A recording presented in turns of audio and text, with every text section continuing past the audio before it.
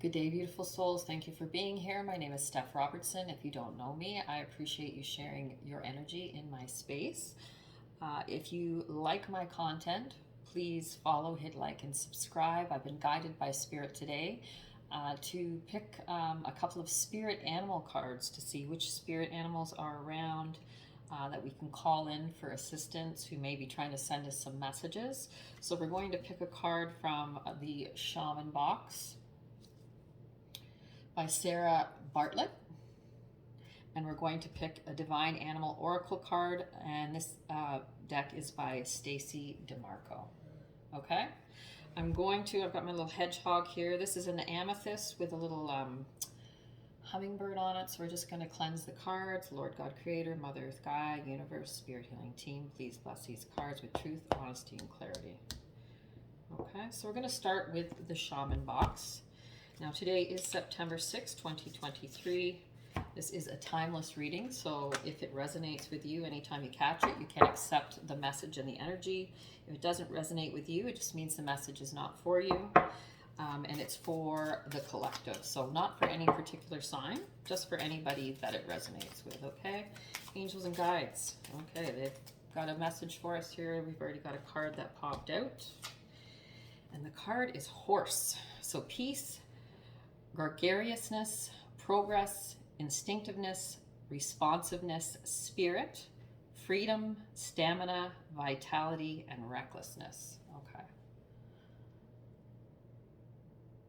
So beautiful horse energy there. So you can call in horse spirit to assist you, bringing in some of those characteristics. Perhaps you might be experiencing some of these things right now, possibly things that are not considered to be the most positive, like for example recklessness. So maybe this is just a message to you to make sure that you are thinking through what you do, taking time, not making decisions off the cuff very quickly. Okay, but you can also call in the beautiful energies to assist you. All right, so we're just going to put that card there, and now we are going to pick the Divine Animal Oracle card. A little book here. So angels and guides, what animal spirit would like to assist us today? What messages do they have for us? Oops. We can have one card for the collective, please.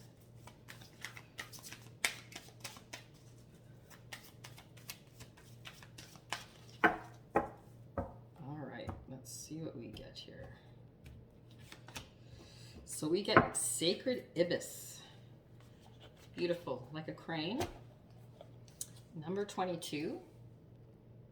Okay, so 22 is my favorite number. That was my number. I played on the volleyball team in high school. That was my number. Okay, so Sacred Ibis. We're going to read about the Sacred Ibis, all right? You can also look up angel number 22 and see if there are any messages that come up and resonate with you, okay? All right, so this is about learning. The getting of wisdom takes time, so be patient with your learning and delve deeper. Continual learning is a keystone to growth. You will succeed in your exams or study. While everyone has a source of wisdom within them, not everyone chooses to exercise it. If you cast magic, do it with full knowledge of the consequences. Okay, and there's a mythos behind this. So it says the ibis-headed god Thoth was the most powerful god of magic in all the worlds. It is said that he told the goddess Isis what powerful spell to use to resurrect her dead husband Osiris, and it was he who assisted her again in knowing the words to remove the poison from her son Horus. All books on magic and invocation were to be authored by Thoth, and those who were writers channeled his energy.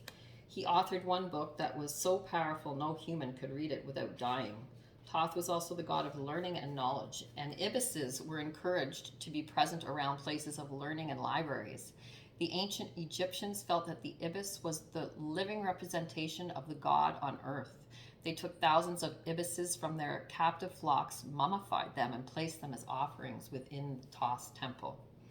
So the animal, like all ibises, the sacred ibis is most distinct because of its head shape and long curved beak. They are also unusually quiet when compared to other ibis species. Ibises have bald heads, long necks, and fine long beaks that are adapted for use in mud and water. They are migratory birds that breed in sub-Saharan Africa and Iran, and have a wingspan of about 1.2 meters. Oh, that's awesome.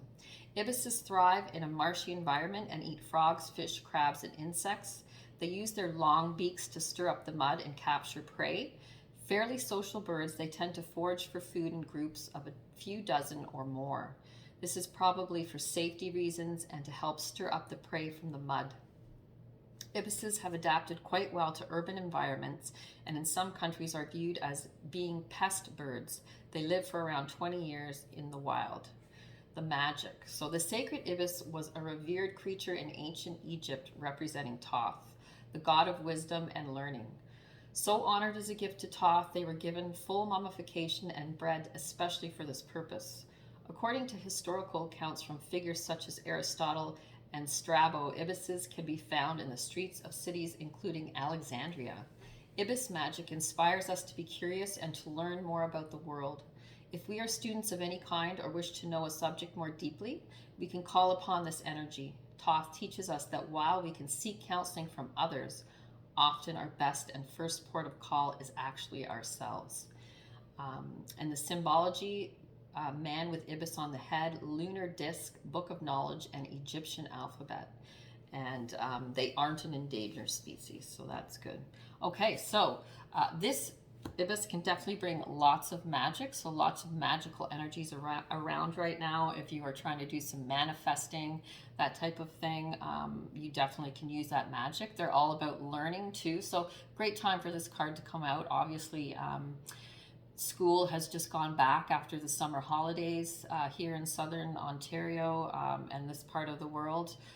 So yes, a real focus on learning. And as I was saying to my daughter today, you know, learning is a continuous life process. I remember, you know, as a teenager and a kid, you're kind of like, oh, I just want to figure out what I'm going to do, and then I can do my job, and, you know, I don't have to keep learning. Well, you find out as you grow older that's not the case. We are continually learning, and the more we're learning, the more we grow as people. And also remember, you have a wealth of knowledge deep within your heart space. You are connected to that vortex of universal knowledge. You just need to call in your spirits and guides, you know, get silent, deep breathe, and listen for the messages. You know, if you're searching for answers, a good way to do that is doing just what I said, you know, sitting in silence, deep breathe, call in your guides, let them know what you're wondering, and you know, messages will come to you. Okay, and it could be in the form of seeing different spirit animals. Thank you so much for being here today. I do appreciate it. I'm sending you all lots of beautiful healing energy. I hope you have a wonderful, blessed day. Namaste.